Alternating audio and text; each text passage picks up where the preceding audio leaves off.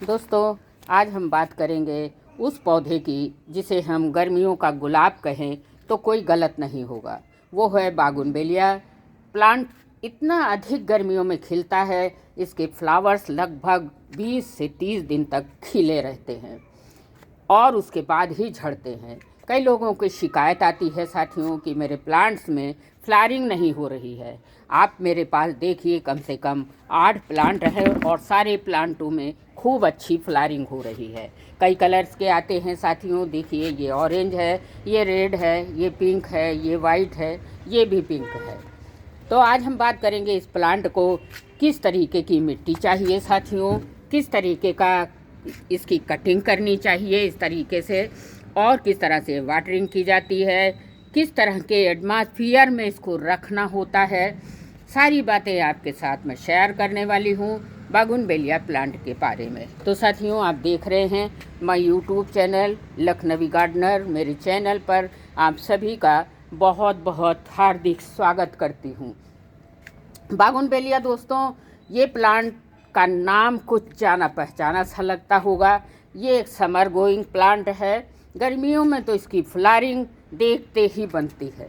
कई बार हम सभी गमलों में लगाते हैं, घरों के गेटों पे लगाते हैं और कई बार हाईवे पर सड़कों के किनारे लगे हुए देखते हैं और बहुत गजब खिलते हैं ये सड़कों के किनारे। इस प्लांट का जो रख रखाव है, इसकी मिट्टी की बातें हैं, पानी कितना पड़ेगा, मौसम कैसा देना होगा हमें, ये सब इस वीडियो में ही हम विस्तार से जानेंगे। पहला टॉपिक है साथियों कि इसकी सॉइल कैसी बनाएं। तो आपको बता दूं, एक वीडियो मेरा चैनल पर अपलोड है कि बागुनबेलिया प्लांट की मिट्टी हम कैसे बनाएं। फिर भी शॉर्ट में बता देती हूं साथियों, इसके मिट्टी में 40% कोई भी गार्डन सॉइल जो आपके एरिया में गार्डन सॉइल हो उसको ले लीजिए, 40% ध्यान रखिएगा, और 30% इसमें कोई भी कंपोस्ट आप मिला लीजिए, क्योंकि हैवी ब्रीडर प्लांट है। जब इसमें अच्छी कंपोस्ट होगी तो इस तरह से निखर कर फूल आएगा। और 30% साथियों इसमें आपको सैंड भी मिलाना है। आपके पास सैंड, रिवर सैंड जिसको मेरे लखनऊ में मोरंग बोलते हैं, अगर आपके पास नहीं है साथियों तो आप राइस हस्क का भी यूज़ कर सकते हैं। तो इस तरह से आप इसको सॉइल को बनाइए। वेल ड्रेन सॉइल होनी चाहिए। वेल ड्रेन मतलब जिसमें पानी बिल्कुल ठहरने ना पाए। चलिए आपको दिखा देती हूँ, ये है वेल ड्रेन सॉइल। कल शाम को पानी डाल गई थी और मिट्टी एकदम भूरभूरी हो गई है। तो वेल ड्रेन सॉइल बनाइए और पॉट के नीचे ड्रेनेज होल बहुत अच्छा होना चाहिए। मतलब कहने का है, जब भी आप बागुनबेलिया को लगाइए तो पॉट में कम से कम 2 से अधिक होल होने चाहिए। अब आपको कितने बड़े पॉट में लगाना है वो भी बता देती हूँ। 8 से 10 इंच का पॉट आप ले लीजिए, और अगर क्ले पॉट लेंगे तो सबसे ज़्यादा अच्छा होगा। इसके रूट अच्छे से डेवलप होंगी, और जब रूट डेवलप होंगी दोस्तों तो पौधा ऑटोमेटिक ग्रोथ भी करेगा और इतनी हैवी मात्रा में फ्लावरिंग भी देगा, जमकर फ्लावरिंग देगा। तो अब सेकंड नंबर पर आती है साथियों, इसको क्लाइमेट हमें कैसा देना चाहिए। कई लोगों को जो बिगनर्स हैं उनको जानकारी नहीं रहती है और उठा के नॉर्मल धूप में रख देते हैं, छाया वाली जगह में रख देते हैं। तो इसको क्लाइमेट कैसा पसंद है, चलिए वो जान लेते हैं। गर्म क्लाइमेट पसंद होता है, जहाँ इसको गर्मी मिलेगी वहीं इस तरह से हैवी मात्रा में ये फ्लावरिंग करेंगे, गुच्छों में फूल देंगे। अगर आप अपने टेरेस गार्डन में लगा रहे हैं तो ऐसी जगह रखिए जहाँ 6 से 7 घंटा अच्छी धूप इसे मिल सकती हो। देखिए मेरे छत पर जहाँ ये पौधे रखे हैं, 7-8 पौधे हैं, जहाँ 7:30 बजे सुबह धूप आ जाती है। सुबह के 7:30 बजे हैं, मेरे पौधों पर धूप आ चुकी है।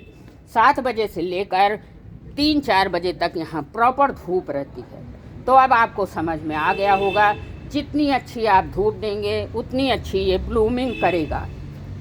अब ये आपको ऑरेंज और रेड वाला दिखा रही हूँ। मेरे पास सारे कलर्स हैं लगभग, ये बहुत से कलर्स में आते हैं, रेड में, ऑरेंज में, येलो में, वाइट में, बहुत से में आते हैं। याद रखिए, जैसे ये फ्लावर सूख कर गिरने लगें साथियों, तो इसकी आगे से प्रूनिंग उसी समय कर देनी है। अभी मैंने कल ही इसकी प्रूनिंग की है। देखिए मैंने कई ब्रांचों को जिस पे फूल स्पेंड हो गए थे काट दिया है। तो जैसे ही आपको लगे कि फूल सूख चुके हैं, इनकी आगे से ब्रांच को आप प्रून कर दीजिए। इसकी प्रूनिंग कई तरह की होती है साथियों। एक होती है हार्ड प्रूनिंग, मैं वो भी आपको दिखाऊंगी। देखिए ये इसको बोलते हैं हार्ड प्रूनिंग।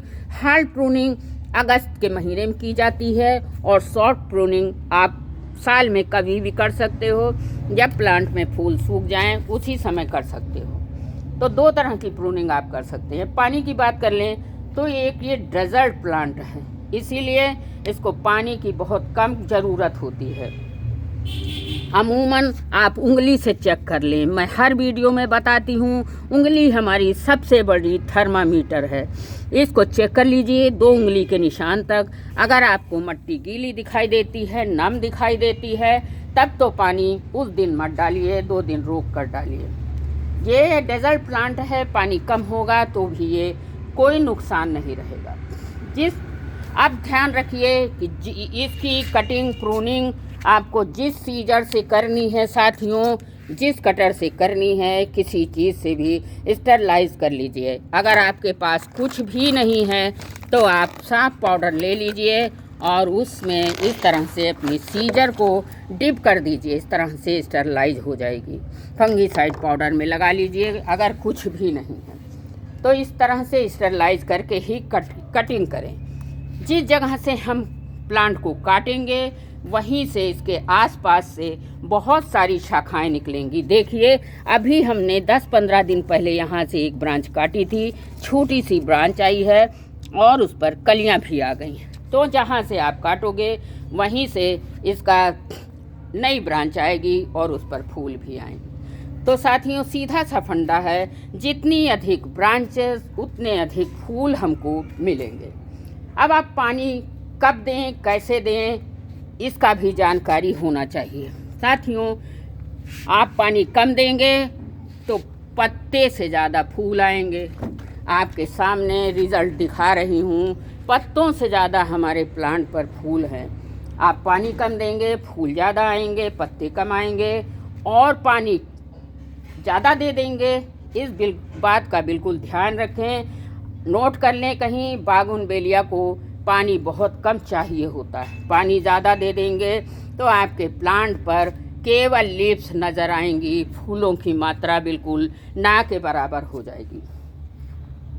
दोस्तों हमने बागुनबेलिया की बात की, इसको कैसी सॉइल चाहिए, कैसा क्लाइमेट चाहिए, कैसी वाटरिंग चाहिए, किस तरीके से इसकी प्रूनिंग कटिंग की जाए ताकि हम ज़्यादा से ज़्यादा फूल अपने प्लांट पर प्राप्त कर सकें।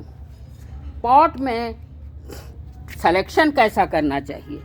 साथियों बागुनबेलिया प्लांट की रूट बाउंड बहुत पसंद है। इसको बहुत ज़्यादा छोटे गमले में लगाना उचित नहीं है। तो अब इसको कैसे पॉट में लगाना है, 8 से 10 इंच का पॉट इसके लिए सफिशिएंट रहता है। अब ध्यान रहे अगर आप क्ले पॉट लेंगे तो ये प्लांट बहुत अच्छे से सर्वाइव भी करेगा और इसकी अच्छी मात्रा में फ्लावरिंग भी करेगा। आप क्ले पॉट सबसे बेहतर होता है। अब बात कर लेते हैं इसमें फर्टिलाइज़र की। जब भी आप इसकी कटिंग करें तो करना आपको ये है कि गमले की मिट्टी को 2 इंच की गुड़ाई करके गमले की 2 इंच की मिट्टी को आपको निकाल लेना है। ध्यान रहे जब भी कटिंग करें आप शॉर्ट प्रूनिंग करें, हार्ड प्रूनिंग करेंगे तब भी आपको 2 इंच की मिट्टी को निकाल लेना है। और ये है वर्मी कंपोस्ट। अपने गमले में साथियों 2-2 मुट्ठी करीब इस तरह से आपको वर्मी कंपोस्ट डाल देना है गुड़ाई करने के, मिट्टी निकालने के बाद।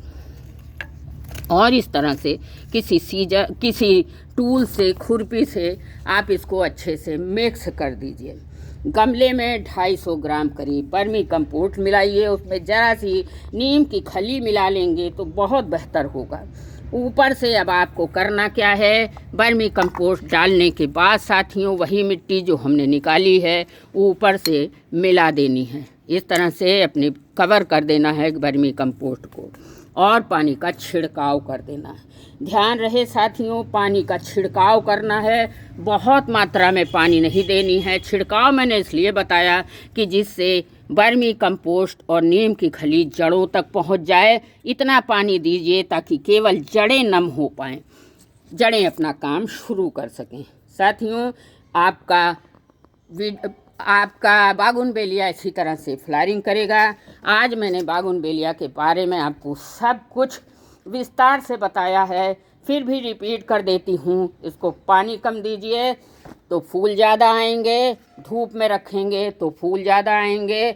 बस आज के लिए इतना ही। अगली जानकारी के लिए देखते रहिए लखनवी गार्डनर चैनल। धन्यवाद।